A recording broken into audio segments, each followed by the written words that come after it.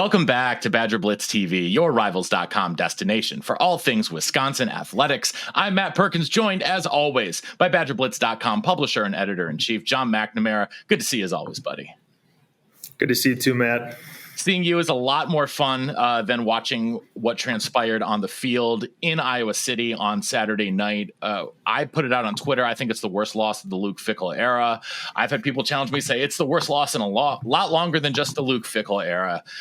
John, I don't really know where to start with this one. So, I guess what's the fallout from this game? I think that's what everyone really wants to know. We all saw Wisconsin get manhandled on both lines of scrimmage. So what's the fallout here? Good question. I think this gets you back to state of the program, state of everything, right? You know, a loss like this gets you back to asking questions from all the way at the top to all the way at the bottom.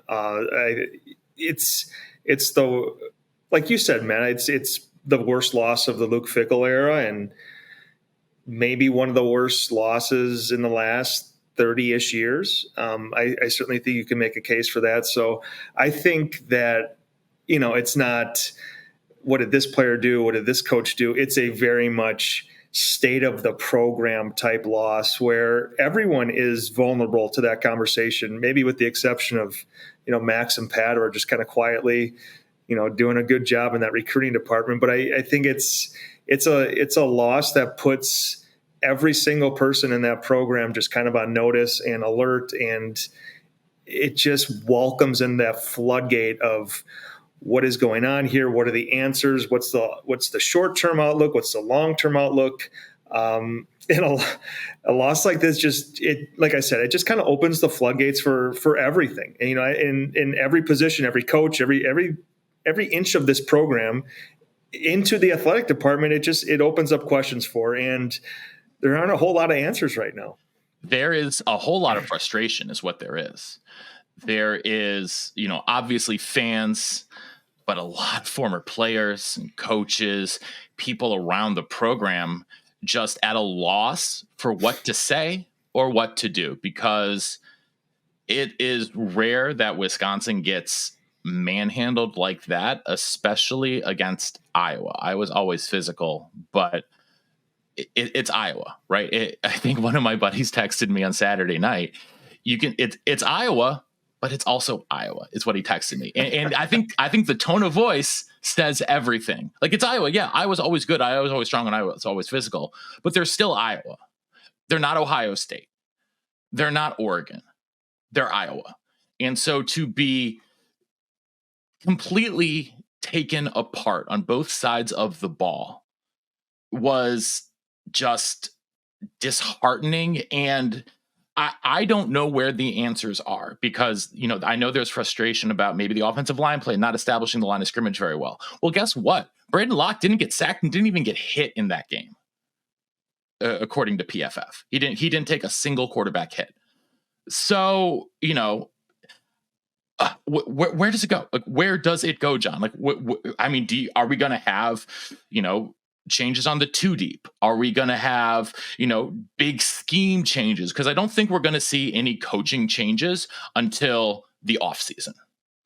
But for the time being, like, what can change? Right.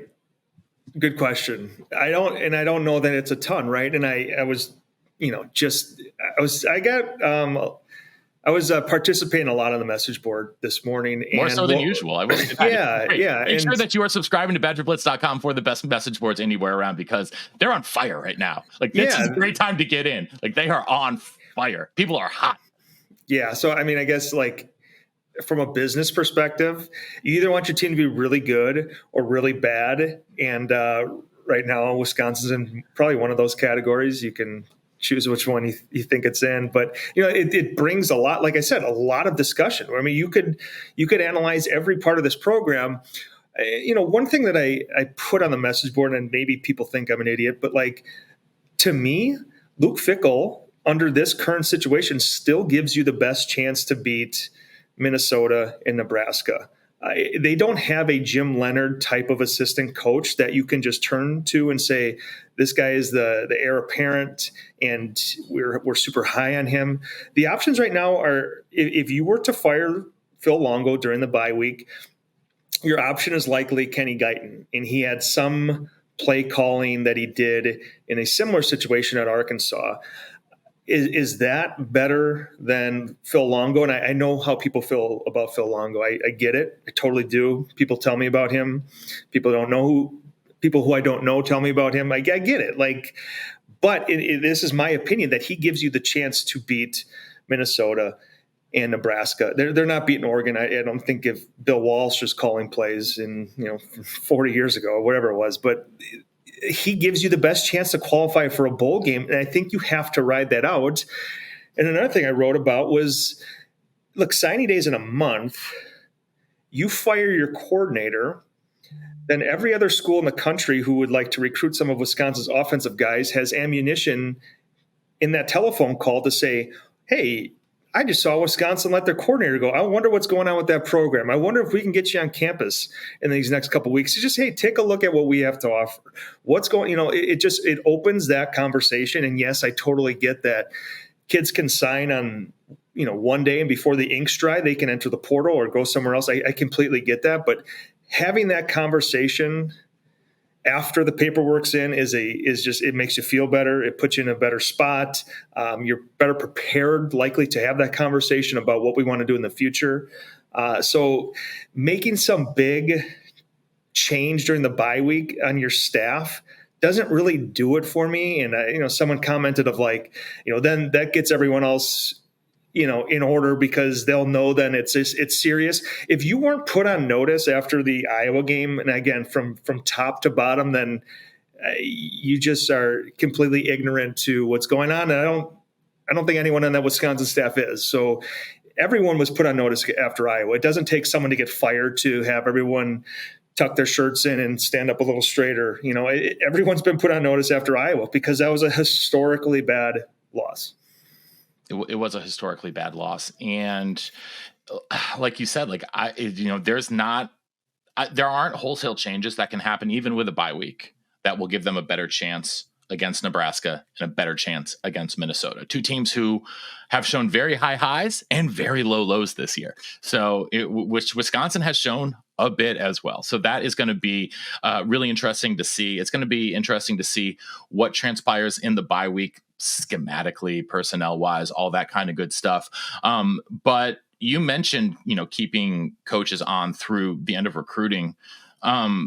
Also, I think that, I still worry less about, obviously recruits see the innuendo, see people hear about message boards and all that kind of good stuff, hear all the chitter chatter going on.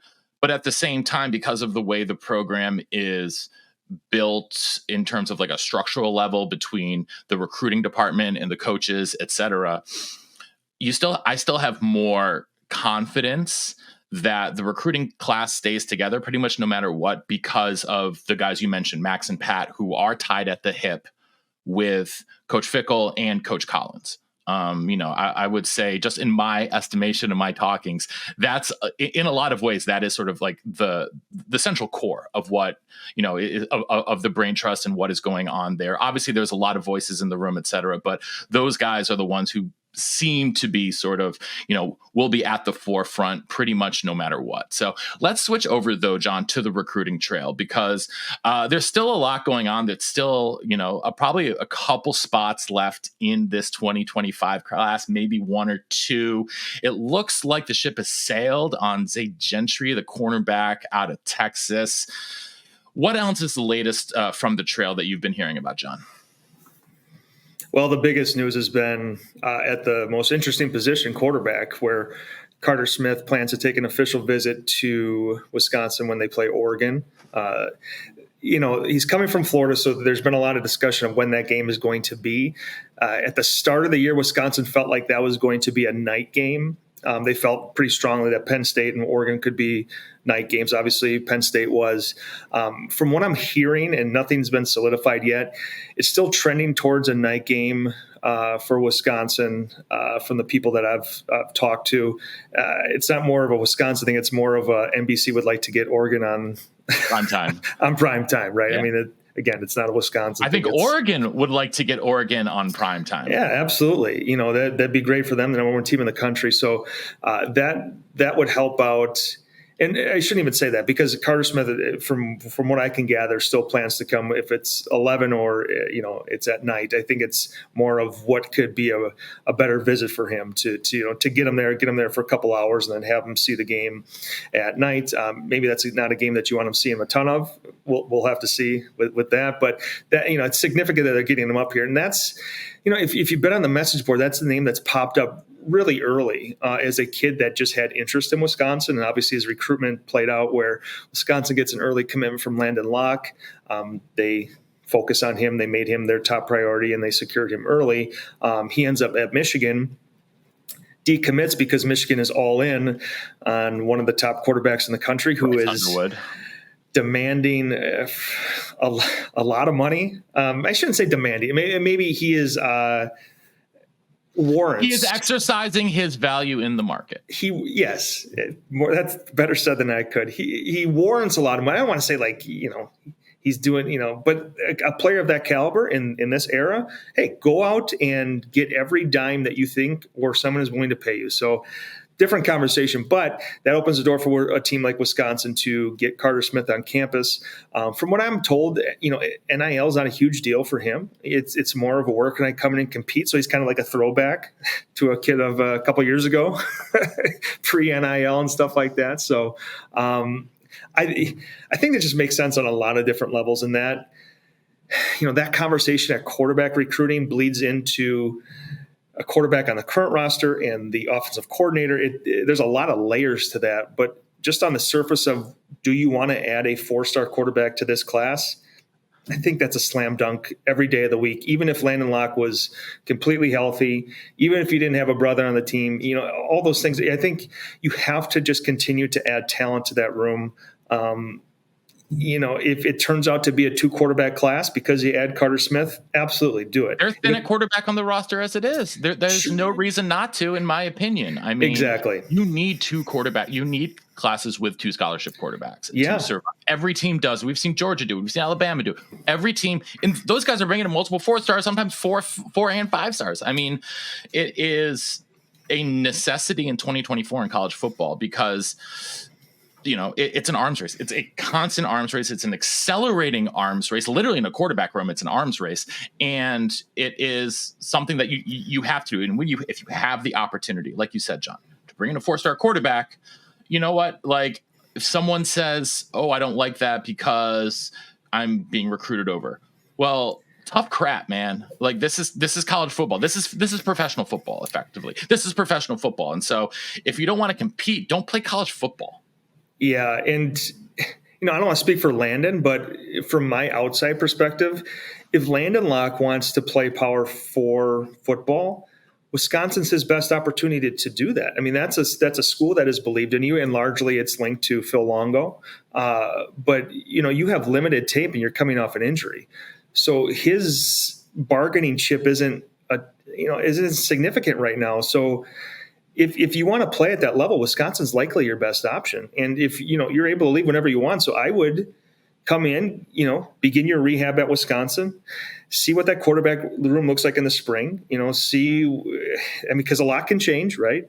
Certainly a lot can change. And then I would kind of evaluate your options. But if he were to decommit because he's upset that Wisconsin's bringing another quarterback on, I don't know what his options would be. And that's not a knock on Landon. A lot of that is by circumstance. One, he played at one of the best schools in the entire country. He's certainly in Texas, and he doesn't have a whole lot of film. And then 2, he gets injured when he's a senior. So there's not a whole lot to go off of. Largely that depended on Wisconsin's relationship, or I'm sure, Phil Longo's relationship with the Locke family and getting to know them and knowing the talent that Landon, or I should say the upside that they believe that he has. So, it's likely in his best interest to play this out too and sign with Wisconsin, even if they were to add a second quarterback. But going back to another thing you said, Matt, and look, these top tier programs, if Wisconsin wants to be a top tier programs, we're going to bring two really good guys in, and the guy that doesn't pan out will transfer. And I think these elite quarterbacks have that mindset too of one, a lot of them feel like they will be the guy because of, the way that they've been brought up and the feeling that they have in their head and the talent that they bring to the table. But if they don't, then they just transfer. I mean, it's not a big deal. There's no really hurt feelings there. It's the top guy's going to stay at that program and the other guy's going to transfer. And you've seen really good situations where, like a Joe Burrow, he had a lot of success after he transferred, and a handful of other guys have been in the same boat. So it's just the way that business is done. And like you said, Matt, it's a pro model right now. And you can't treat it like it's a college, old school, old Wisconsin Rose Bowl, Barry Alvarez type situation, because it's just not anymore.